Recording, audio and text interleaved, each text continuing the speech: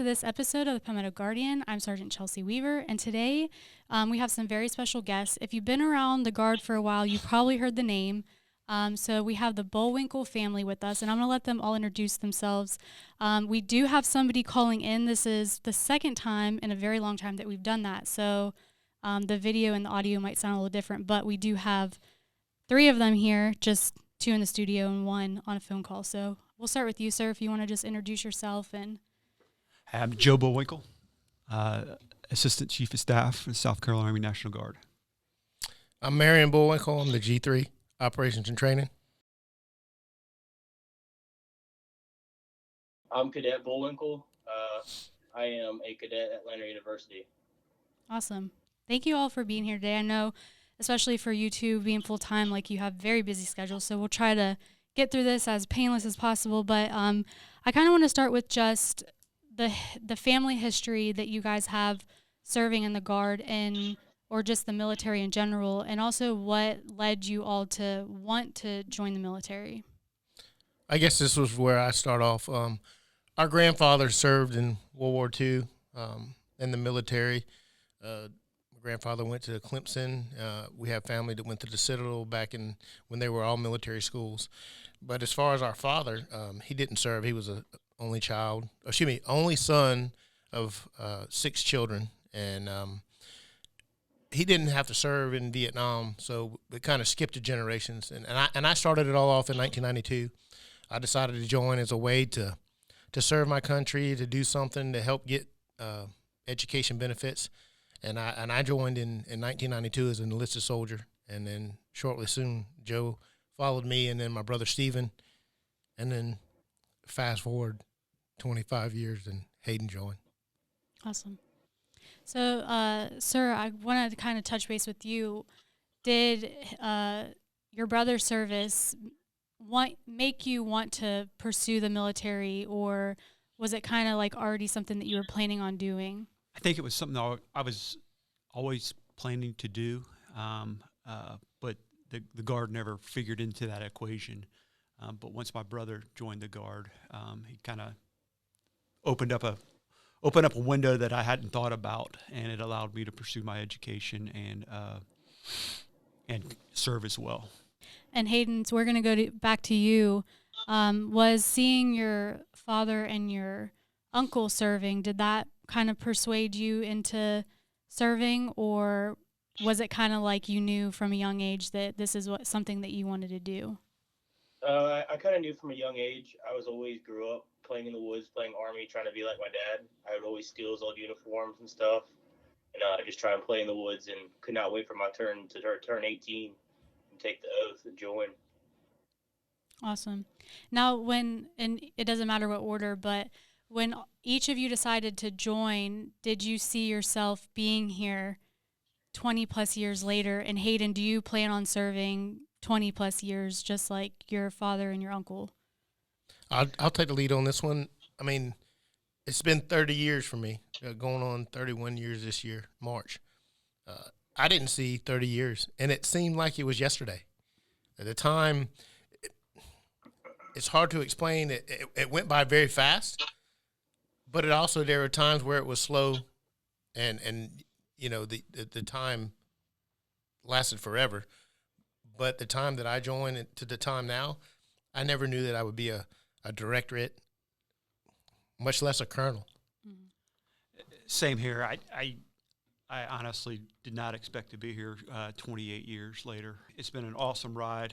Like my brother said, you blink your eyes, and 28 years later, the Guard's been good to me, my family, my brothers, my nephew. I've got a daughter that wants to serve as well.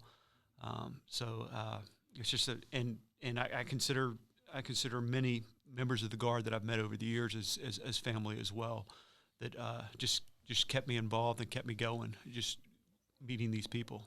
Doing the math real quick, 64 years. That's a long time. And you're still adding to it. Hayden comes up on his first enlistment here this May at 4 years. So. Oh, wow. So that's 28 with him, 32 with me coming up, and then 4 with Hayden. That's 64 years, and we're still building. Yeah, and that's just 3 of us. If you add Steven, our other brother, he's got 19 years in. So That's awesome. So Hayden, do you foresee yourself being in as long as your dad and your uncle over here? Yeah, I do plan on it, and actually, I got to correct my dad a little bit. It's actually 6 years. Okay. I hit 6 years. I hit 6 years in May. He was trying to take away some of your time from you. Yeah, he's trying to take away a little time. It's okay. Most of the time I've spent in and out of college and doing all that. So. Have you deployed before? Yes, I actually deployed with my uncle. Okay. Yeah, okay. So I kind of want to talk about that. How was that serving with each other? Like, did you work closely together, or was it like a passing by type thing? So I'll leave with this. Yeah. So, I was commander of 4th and 118th on this recent deployment to Kuwait, and we forward deployed folks into Syria and into Iraq. And I tried to distance myself to give him his space, and just to avoid the negative view or anything like that. And it worked out pretty well. I did get to see him every Sunday though when he came. His section came and cleaned my office. The sniper section had to clean the commander's office every awesome. Sunday. The entire TOC. Okay. Yeah. How was that, Hayden? Yeah, like he said, we just pretended like we didn't know each other. It was nice until, every once in a while when something we would have to go do like Hands Across America or something like every enlisted person loves, and of course me, having the same last name as the battalion commander, it's my fault. So it was a blessing. It was nice to have a family member overseas with me, and if I've ever needed him, I could go, talk to him and all that. So it was really nice. I enjoyed it. So you're saying that people made a very quick connection that you were related some way, shape, or form? Oh, yeah. I would always make a joke and say that his last name was spelled with 2 L's and mine was with 1. Kind of a hard last name to, be like, oh, we're not related or anything like that. It's kind of, you kind of just got to put 2 and 2 together and just roll with it. Yeah, it's definitely not a common name. So I can definitely see where everybody would assume. But I kind of want to go to you, sir. What was it like with your brother and your son both being away at the same time? I mean, they were together, but I'm sure it was still hard having 2 family members deployed at the same time. I'll take the words of our adjutant general, and he told me before as a mentor of mine and as a fellow father of a guardsman, he said the hardest thing you'll do is, and this is kind of emotional, but put one of your loved ones on a plane. It's easy for you to jump on that plane and go because you're focused. But, sending your brother, sending your son, it's tough. The only thing that I remember telling him, looking back on it, was, hey, don't treat him any different than any other soldier. If he's got to go, send him, And he had to make those tough calls as a battalion commander of who to deploy forward, in the locations that he got to send people to, and there was no issue at all. Hayden went and did his thing and did his job. And Hayden doesn't know this, but when we were looking at forward deploying folks into Syria and into Iraq, the HHC commander at the time came to me and said, "Hey, are you good with sending Hayden forward?" He's a soldier, You, HHC commander, are picking out the folks to go forward. You send the right people, and Hayden went forward. So Hayden didn't know that, but that was the only time that I was ever questioned that a relationship ever kind of came up. But just treat him like anybody else, and everything worked out. Yeah, that's awesome. I mean, I've deployed once, and I was single at the time, didn't have kids.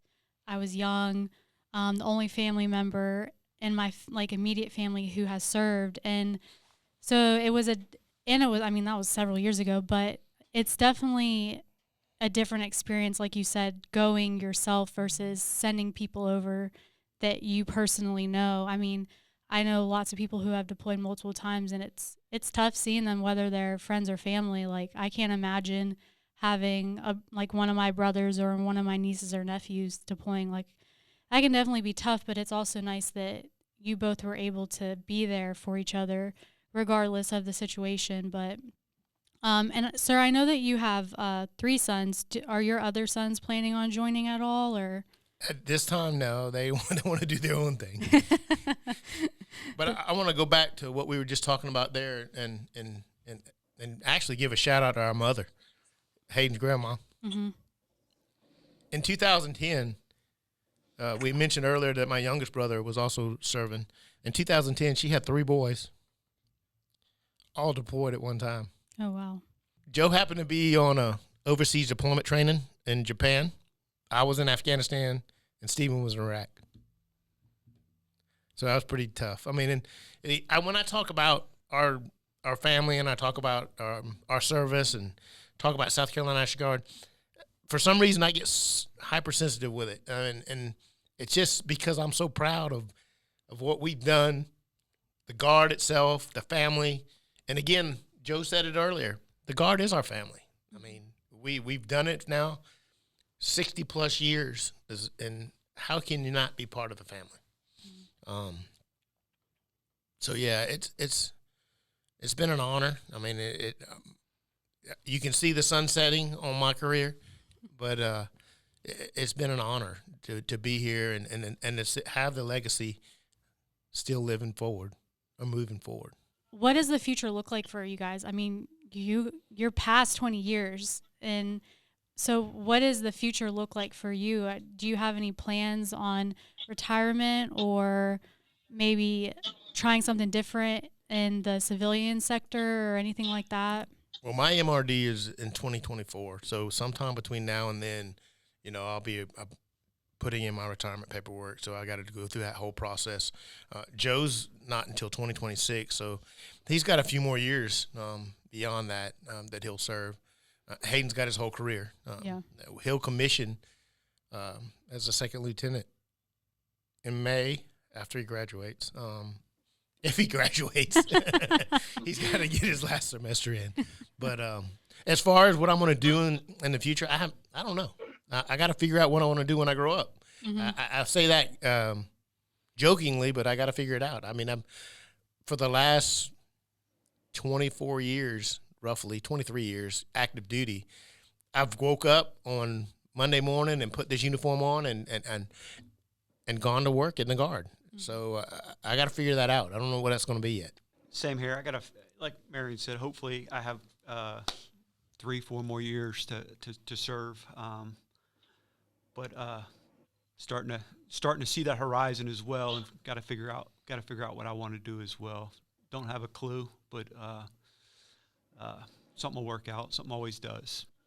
What about you, Hayden? What are your plans for the Guard? I mean, you're hitting 6 years. And so after you commission and finish college and all that, what are your plans for the Guard? Are you you following in their footsteps, or are you going to take a different path? My goal is to follow in their footsteps, probably pretty close to the T, what they're doing. I would love to, get an AGR job. That's what every guardsman, is shooting for. I go to infantry bullock, and then hopefully I can get some military schools in there, hopefully, and then follow in their footsteps and try and fill some big shoes. Awesome. Now, is there any advice that any of y'all would give, whether it's members who are already serving, who are maybe thinking of serving, or maybe other members who serve alongside their family? Like, is there just any advice in general that you would give service members? I'm going through that right now. My daughter, Taylor, she's an 11th grader. When I was in Kuwait, deployed to Kuwait, she called me her 9th grade year, or she was a rising 9th grader. Said, "Dad, I'm going to join ROTC. I think I want to serve when I graduate." And so we're going through that kind of right now, and she's not sure on what branch or how she wants to serve. She's definitely going to go to college. I'm trying to not so. I want to make it her decision of what she wants to do, but I want to coach her as best I can, and hopefully she'll make the right right decision, but I would love for her to join the Guard and serve right here in South Carolina. It's just, it's Dad's. If she wants to serve, it is my wish that she stays close. But whatever she wants to do, I'll support her 110%. But again, I'm just trying to coach her the right way and in the right and how to do it to just with my experience and to maximize her education benefits because she wants to go to college, and to so that we can come up with the right outcome for her as far as what branch she wants to serve, how she wants to serve, and again to maximize those benefits that she'll get for when she joins. So I did the same thing with my boys, and you asked about my other two boys, and currently one of them's at USC. He's got 2 more years, and the youngest one's going through the trade school route. He's about to graduate welding at Midlands. So I'm proud of all of them. They've done great things. What I offer and to add on to what Joe said about his daughter, and I even told Hayden, but again, at the end of the day, it's their decision. Make the Guard work for you. Okay, when you decide that you want to join the military, that's great, and you got that in your heart, and you want to be part of a bigger, better thing for our country and for our state. Make the Guard work for you. And what do I mean by that? Go into a position or a field that you can use outside the Guard. Maybe concurrently while you're serving. We've got cyber units. We've got truck drivers, we've got infantrymen, but again, infantry doesn't really relate to anything outside except for maybe project management or even law enforcement or something. So I encourage them to do that, but again, at the end of the day, Hayden didn't follow my advice. He went to the HUA thing.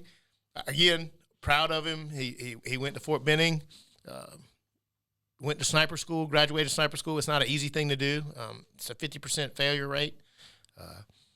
He got kidded by his battalion commander, who had to sign off saying that he's capable of doing it, that if he wanted to be a sniper, he had to go to school. And he said, no problem, send me, and he did it. But again, do something that the Guard will do. And let me give you an idea of that. We actually have 2 more relatives that are in the Guard that not many people know about. One is, they're both Apache mechanics. One of them is our cousin, daughter. They happen to be married to Ed Cloyd, Colonel Cloyd, and her name is Katie Cloyd. She's a mechanic out at McIntyre full-time, doing great things. She can apply that on the outside. And then another cousin of ours, it's my mom's cousin's son, down the line from Lawrence, South Carolina. He joined up, and Benjamin Parsons, and he's also a mechanic. And again, I gave them 3 options. I said, you can take the Guard and go school route. You can take the Guard and go active duty or full-time through a technician route, or you can take the Guard route and go out in the civilian world and get an FCC, certification up in the flight facility world up in the Donaldson Center. There's a big deal up in there. And he decided that he wanted to take it full-time, so both of them are technicians working out at McIntyre repairing our Apache helicopters. So I thought it was pretty cool that they're doing that. And again, they're doing something that they can apply after their time in the Guard or in the future. Mm-hmm. Absolutely. What about you, Hayden? You got any advice for anybody? Yeah, I have a little advice. Is the Guard is a giant family. Honestly, some of these people in the Guard have mentored me just like my dad and my uncle have. So really just join the Guard and you'll be part of another family and have tons of mentors there for you. That's pretty much all I got, is just join the Guard. It's just a great program. I'm going to come out of college scot-free. My dad might not have come out of scot-free, but I did. So. That's awesome. We love hearing the background and stories of like why people serve, because everyone's is different. And a lot of people, I don't want to say a lot, but there are several people who join just for specific benefits, and then they realize that there's so much more that the Guard can offer them, and that's why they stay for 20 plus, 30 plus years. I mean, we've covered so many retirements, and they're like 40 plus years, and I'm like, how do you do this for 40 years? Like, that's just insane. But then whenever you hear the story behind it and the reasoning and how they got to where they are, it's just incredible. And then also too, like for you guys to be serving together as brothers and also having your children serving or potentially serving with you, like that's a huge honor as well. So I think it's safe to say that the Bulwinkle name is not going to go anywhere from the South Carolina National Guard anytime soon. But yeah, it's an honor and privilege to be able to sit here and actually talk to you guys about it and learn more, because we're all just a face behind a name at the end of the day. But to actually sit down and have these conversations and to show people that we're people and that like we have similar backgrounds and stuff like that, like it's just awesome to hear the different stories that everybody has and how you got to where you are today. Yeah, one of the pacts we made, a few years ago, I mean, it's actually been a while now, like you said, Bullwinkle is a very unique name. Mm-hmm. So the pact is you don't screw up the name. You don't do anything bad, because if, one attaboy, 10 attaboys get screwed up by one, my goodness, kind of moment. So the pact that Joe and I made, and we'll pass it on to Hayden, is keep the name clean, and you go for it. And you ask about advice. The advice that I would give to add on to that is just, as an individual person, do what you have to do to make yourself better. Look at the next school, whether it's military, civilian, that you need to do to get to the next level. Take personal accountability for your own actions and make sure that you're within standards medically, physically, and mentally to serve and to continue to serve. So those are the things. Take care of yourself, and the Guard will take care of everything else, right? Tell your mentors what you want to do, and good things will happen. I mean, absolutely, good things will happen. Absolutely. Well, I really appreciate all of y'all taking the time. Is there anything else that anyone would like to end with before we close out? Or maybe talk about something that I didn't ask? Just one more thing. I mean, and Hayden's experiencing it right now. The Guard has plenty of opportunities, but then there will be times where those opportunities that you apply for, or you try out for, or you compete for, you don't get them the first time. Okay, and this is what I would carry, because Joe and I did this for many years.